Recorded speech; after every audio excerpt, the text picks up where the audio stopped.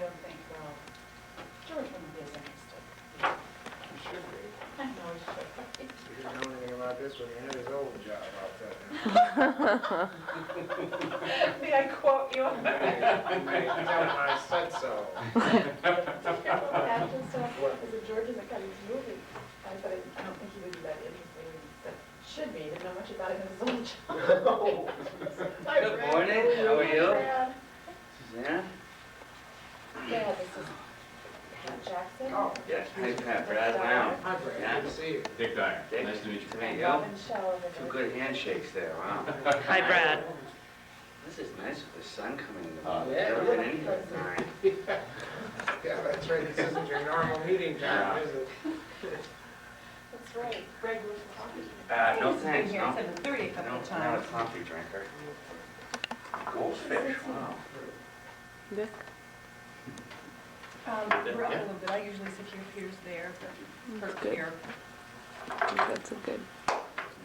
How's the, did you go to the breakfast? Okay, I've got it all set. I just want to No, pause we had it so I can Greg get was at right our up. house this So morning. this is it running right now? Yeah, Just push that hit that button. again. We sort of half an hour or 45 minutes here to give you a short master's degree course in behavioral science. So I'm going to go a little bit rapidly, and if you just say stop when I skip something that doesn't make sense to you, or when I leave something out, whatever it is. If you practically apply what we know in a scholarly sense, what we can prove through years of academic studies to the kind of situation that schools are in today, I think it comes out to something like this. And I'll, as I said, I'm going to skip right along. Organizations are seeking success. That's what you're after, to successfully achieve your mission. The problem is that success is not something that we can just arrogate to ourselves. We can't, in this group, have a vote, are we a success? And, you know, we'd probably say, oh yeah, but of course that doesn't mean anything. Success is an interesting psychological phenomenon because it's something that has to be conferred on us by other people. And that the whole fact that other people's behaviors are what make us a success really has to be the bottom line of managing institutions. But we have not managed institutions that way for a very long time. Institutions have managed themselves internally and then sort of often dealt with those external publics as if they were the opposition, or even if we treat them in a positive fashion, like they're the customers. There's still a lot of difference if we think about this whole idea of getting people to confer success on us through their behaviors. Because what that tells us is that no matter what our internal goals and mission are, that the number one thing we have to consider is in getting that external publics for whom we exist to agree with what we're doing, to give us consent for our activities. And so this idea that we should build relationships with our publics is not a nice luxury.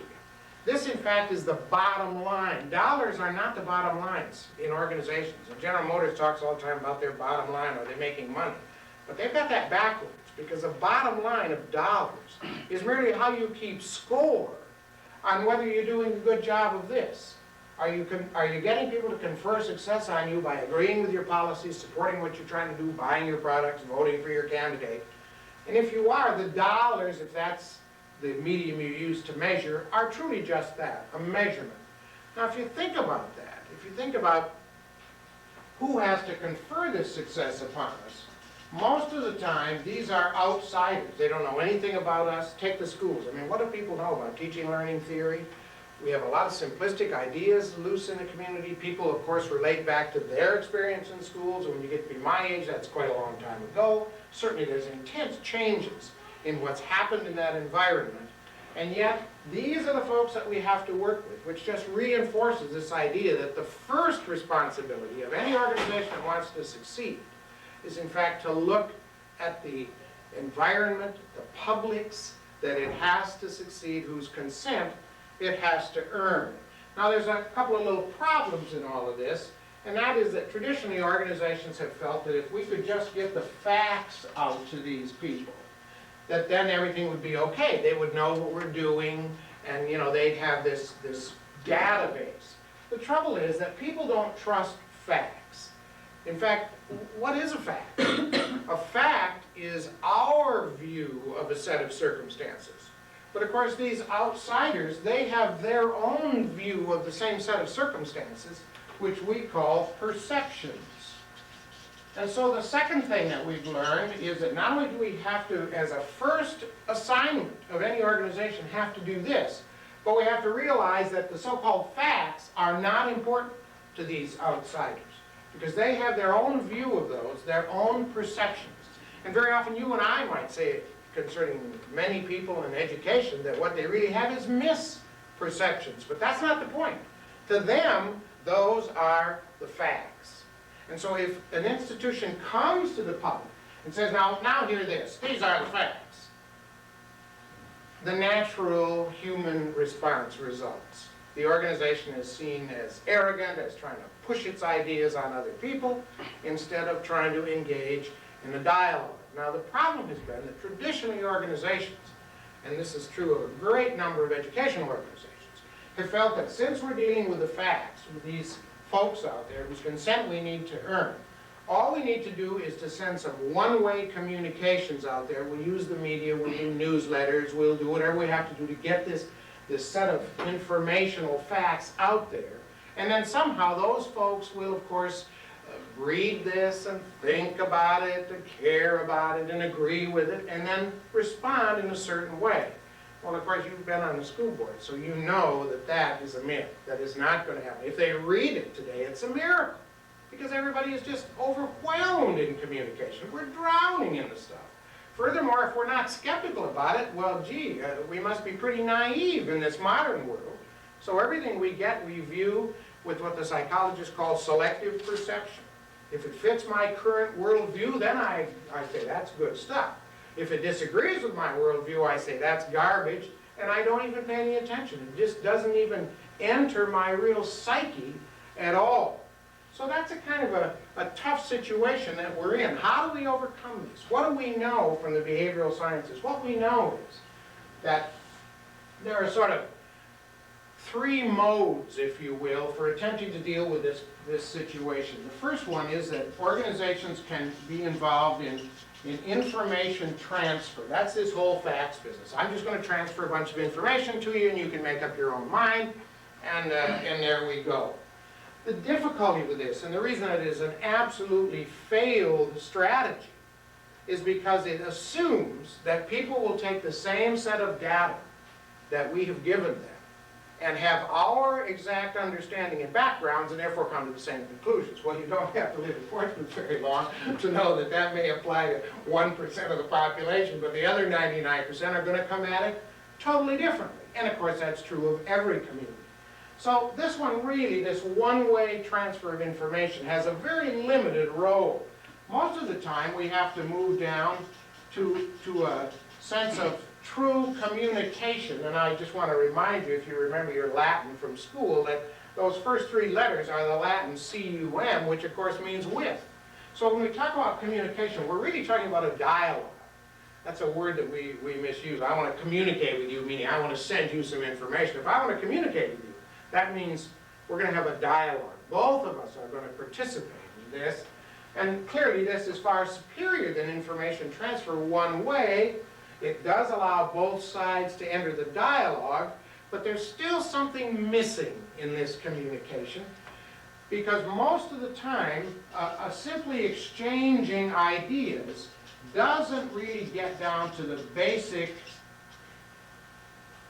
personalities of those people involved. And so the ultimate goal is to see whether we can go a step beyond communication and really build relationships, get to know one another as indeed humans who share a place in the planet and in the community, and see if that can help us deal with these people as real people.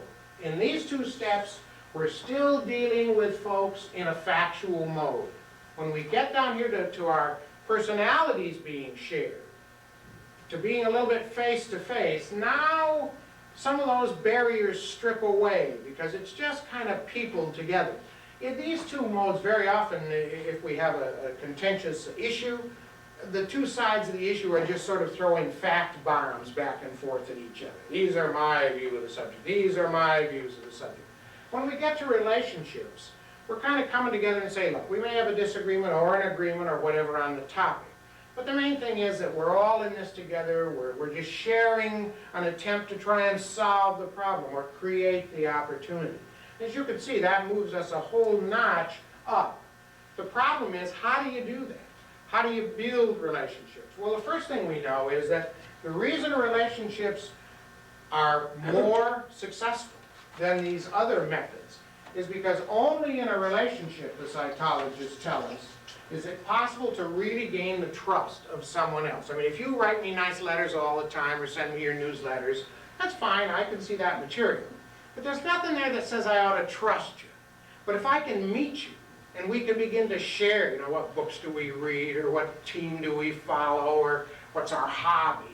Now that human bonding begins to occur, and only in that can trust be obtained. And the reason trust is essential is that the psychologists also tell us that the only way we can really motivate people's behavior is based on a sense of trust. Well, of course, this has got to be the bottom line. It's nice if people understand what we're trying to do in the schools. It's nice if they sort of agree with what we're trying to do. But on the other hand, when we need them to show up and support us, maybe to volunteer in the schools, maybe to vote on a bond issue, the real bottom line test is, do they give that behavior? Because it doesn't do any good for them to have these wonderful warm feelings and sit home. And so that's got to be what we're after. And from everything we know, it takes relationships that can build trust to get us to that behavior. Now, how do we know all this? How can we, how can I make these statements?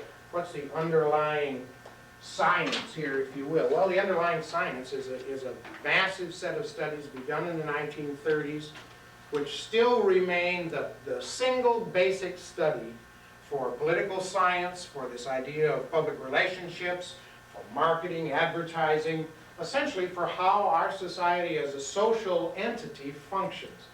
These studies are generally lumped together under the heading of diffusion studies. The idea is, how do ideas get diffused across society so that we can then jointly decide what it is that we want to do? And because they are talking about making decisions, diffusion studies are generally considered to be a picture of how individuals make decisions. How do you and I make a decision? What are the ingredients in that decision? And then, how does society make a decision? Because after all, a social decision is nothing more than an aggregation of the individual members of society. What the diffusion studies tell us is that there are about 6 steps in the decision-making process. Now, as you can imagine, anything that's been under serious scholarly study since the 1930s, by this time, if I was talking to a group of scholars, the list would be 60 steps that they've now plugged into it. But I think for our purposes, we can go back to some pretty basic things. What these studies tell us is that any decision on anything, of course, begins with awareness. If you're not aware of it, how can you be involved in the decision? If you're thinking about some policy on the school board, and I don't know you're thinking about it, clearly I am already ruled out of the decision. So what that means is that there's an obligation, if we're going to win the support of these publics, there is an obligation here to make people aware. Because if they're not aware, they cannot be involved. Now the trouble is, living up to our obligation to make them aware, it doesn't mean a heck of a lot for most of us, because they may be aware they don't care, or they didn't see the materials that we put out to make them aware. And so this question of making people aware today is intensely difficult, even when we want them to be aware of what we're doing. But at least we need to know that if they're not aware, they can't do anything. Of those people who do become aware, those that we actually reach, only a small percentage of them will move to the second step, which is the step of interest. When people become aware and they say, hey, this idea is relevant to me, I want to be involved in this, there's a very small window of opportunity when they actually are seeking information. and that's this interest phase. Because they want to make a tentative decision on this. So they become aware, they seek information, and then an interesting thing happens. External forces, at least informational forces, cease to have any effect. People then go off into a closet of what the scholars call the evaluation step, and they just kind of review the information that they've gotten, the tentative decision they've made here, and they say, do I really care about this? This is kind of everybody being from Missouri. It's kind of a show me, prove it to myself that I really want to buy this new car, or I really want to support the schools on this subject. If the idea survives that self-scrutiny, the whole scene changes. Up here, the key has been information. And up here, people don't even care if it's just one-way information transfer. Because all they want is just the facts. Just give me these facts. I'm going to turn them into my own perceptions, but at least give them to me. Give me the database. And if it's one-way, impersonal media, that's okay. Because I'm going to move to a second phase. And the second phase is down here. After I've made a tentative decision, now everything changes. I no longer want any more of this information. Instead, I am now going to put this idea to social trial. In other words, what do my peers think of this? What do the opinion leaders that I trust think of this? If I come into my bowling league and I say, hey, you know, I think that's a great thing they did down there, is everybody going to look at me and say, yeah, I think so too? Or are they going to say, what? What kind of thinking is that? Because the evidence is overwhelming that humans as social animals, and despite all our bragging about American independence and, hey, I make up my own mind, forget it. When you go out and analyze that in a provable fashion, 98% of us do nothing without checking it out with a whole lot of others. That's how our society works. And so the idea of cowboy independence is in fact just that, a myth. We put things to social trial. We ask our peers, what do you think about this? Now, of course, you're into two-way communication. You're into relationships. Who do I trust? And that's why this whole business of relationships is so critically important. Because I may make a tentative decision here, but if it is rebutted here, my chances of adopting it are very slim. On the other hand, if in this step the tentative decision I've made is reinforced, then I will adopt it. But as I've said, if it's rebutted, chances are I will reject it. We usually, the people are skeptical about this because we have all this mythic talk in America about make up your own mind and boy, be independent. And so if you're dubious about it, just the classic example is next time you go out to eat with somebody and the menus are passed around, just look at the first words out of somebody's mouth. You know what it'll be. What are you going to have? I mean, we can't even order a lunch without checking it out with all the other people that are there with us. Now you can look at this negatively. You can say, gee, why aren't we more independent? The fact is that this is not a negative. This is an absolute positive. You couldn't run a society where everybody insisted on doing it my way. What makes a human society work is our willingness to listen to one another, to follow opinion leaders, to share ideas with peers and come to some accommodation. You couldn't put 250 million people into America in a democratic system and have it work for a week if this wasn't the psychological and sociological fact. So it's not a negative. It's simply a description of how we work. Unfortunately, there is a sixth piece down here. Once we've made a decision, and we've had it reinforced by our peers, the trouble is decisions don't stay made. You know, we review them, we remake them. And so there is a sixth stage down here known as reinforcement. And the interesting thing about the reinforcement stage is that it's a combination of peers and information. Just the way we made the original decision, we need a mix of some new or reinforcing information, depending on whether we're going to stick with our decision or change our mind. And we need peers again to say, yeah, stick with that decision, or hey, that was good at the time, but let's change our mind. So this is often called the two-step flow of decision making. First, the information phase, and secondly, the influence phase. Those people who are influential with us and what they can help us do. Now let's compare this with some of the myths that have been floating around for a long time and that we get caught up in. For example, people say, well, you know, gee, how come advertising works then? Well, of course, the fact is advertising doesn't work. If you pay any attention to that industry, you probably know that there are huge, huge, huge problems. Nobody believes the stuff anymore, and advertising agencies are in deep trouble, and people who depend on advertising for their businesses are in deep trouble, and the media are in deep trouble because their advertising volume is down. But even if an advertisement works, you run a retail store in a town, you run an ad, and your business is stimulated by this. That's fine, but remember, all you needed was 1 to 2% of the people to see that ad and to respond to it. Or supposing you're holding an event, maybe you're having a pancake breakfast here, and you get a little media publicity on it. And gee, people show up and you say, wow, that media stuff is powerful. Sure it is. What percentage of the public did you need to see it to come to make it a success? Or maybe you're running for office, you're up for re-election, you say, boy, I gotta get in the media, because this is gonna make a difference. But remember, a certain percentage of the population has already decided that their basic behavior on voting day is to show up and vote. So you don't need to reach a majority or a large segment of the public. You need to reach a small percentage that's already going to vote, and you know the percentages that vote and don't vote in school elections, unfortunately. So again, you're talking about these small percentages. Now back up and be the school board. You need to get the consensus of the community. You don't need these 1 and 2%. You need the whole system to at least support you or give you passive consent. And so that's why these other models that get applied to organizations are simply apples and oranges. Why this one-way communication, it may work for a retail store because they need 1% of the population, just won't work for an institution like this. We need the consent, even better yet, the consensus of the majority of the people in the community.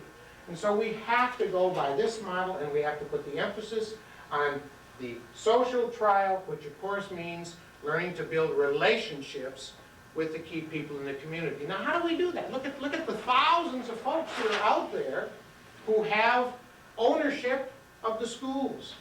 It would be nice if they all had an attachment with the schools, but we know that only 1/3 have even any attachment through children in the schools, children or grandchildren. The rest are truly outsiders. How do we reach those people? We haven't got the money, we haven't got the personnel. Well, fortunately, this is where this whole idea of peers comes into play again. Because the other thing we know about human societies, and particularly democratic human societies, is that decisions really are led by a group of people known as opinion leaders. Now, these opinion leaders are, again, very misunderstood. Sometimes people think, well, the opinion leaders are the elected officials, the bank president. No, no, no, no, no. Today, if anything, they are the antithesis of opinion leaders, as you, since you've been on the board, have probably found out. There is another group of people out in the society who are not the power leaders, the elected people, the folks with the big titles and the big jobs. Those are the power leaders. The real opinion leaders are the people who, in fact, can influence them, and to whom the power leaders look for their base of support. And so opinion leaders exist across the spectrum. They may be in the poorest, least educated sector of town. They will have their opinion leaders. The folks who really stimulate and verify the thinking of that group, just as all other cuts, splits, segments of the society will have their opinion leaders. Fortunately, this is a small enough group that now it becomes practical. We can start building personal relationships with these people if we know who they are. And obviously your attempt through the committees earlier this year was to identify some of these people. For those of us who operate professionally in this field, the #1 tool for us in any case is to make a list of the opinion leaders and to follow that list, to really track these people. What are they thinking? To stay in touch with these people. And I'll talk about that technique in a minute, but I just want to make sure that we're understanding why relationships with these people are so important. A certain number of these people are going to be disinterested. There are opinion leaders in the society who think, they just don't care about the schools or this particular school issue. If we can build a relationship with them, we have a chance of involving them. We could send them newsletters until their mailbox couldn't hold anymore, and it just wouldn't do that job. It's a personal relationship that can pull a disinterested person in, if even that will do it.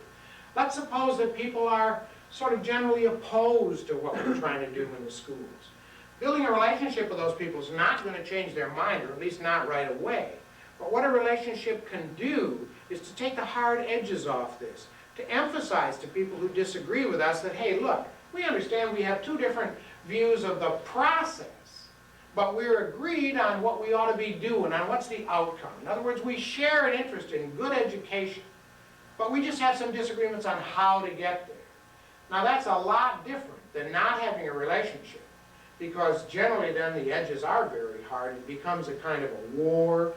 And again, you won't get everybody to build a relationship, but it certainly is proven time and again as one way to deal with opponents, to get the subject focused on the issue and off the personalities. As for those people who are willing to support us, if we can build relationships with those opinion leaders, now we have made real common cause.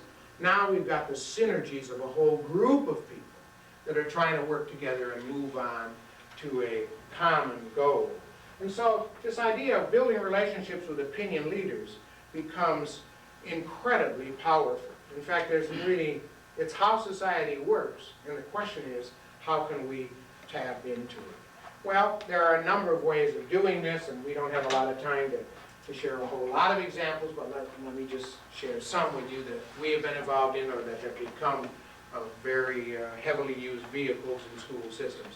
Some kind of a constituency relations program, working with the opinion leaders and getting the opinion leaders then to become ambassadors, third-party beacons for the school's visions and mission, are in use increasingly in school districts all across the United States. Generally, these programs involve getting a list of who are the opinion leaders out there, making some judgments through those initial contacts as to whether these people are interested or disinterested, whether they support or oppose the way the schools are currently being handled, and then using that relationship to build on an attempt to move towards some shared vision, or at least some idea that we all are in this because we're really concerned.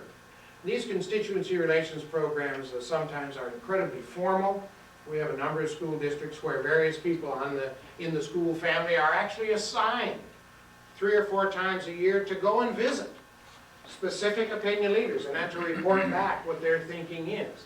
Because when we aggregate all these reports back, then we're not guessing any longer about what they're thinking out there, nor are we falling into the #1 trap that in our experience makes school boards and schools ineffective.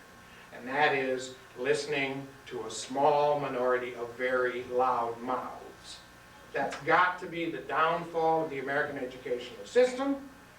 And it's not a bad thing. We're trying so hard to be responsive, but we let a few people have influence far out of the sense of community that they represent. And so these kind of constituency relations programs constantly put that in perspective and give the board a chance to say, gee, you know, Mr. Smith, we hear you. And we know you feel that way, and we know there are a few others, but you've got to understand that the main community feels this way, and so you know how democracy works.